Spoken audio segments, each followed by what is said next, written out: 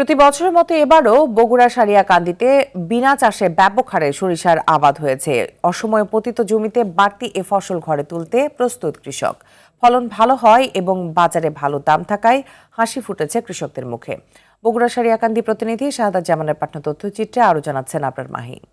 Shea butter ও ভিটামিনে সমৃদ্ধ lily beauty soap, তারুণ্যময় উজ্জ্বল ত্বকের জন্য। রিমার্ক। ধান কাটে বগুড়া সারিয়াকান্দির বেশ কিছু জমিতে শুধু বোরো ও আমন মৌসুমে ধানের ফসল ফলান কৃষকরা। এ দুই ফসলের মধ্যবর্তী প্রায় ৩ মাস জমিগুলো পতিত হয়েই থাকে।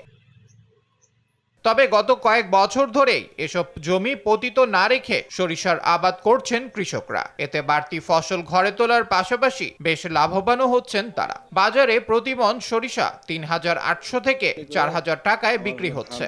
তো আবার সরিষা এখন ফুল টুল শেষ হয়ে গেছে। এখন সরিষা এই মাসের 15 দিনের মধ্যেই পাকা পাকা ভাব আসবে। তারপরেই বাটাকাটি করে আর ফাল্গুনের দিকে ভিগালে পাবো।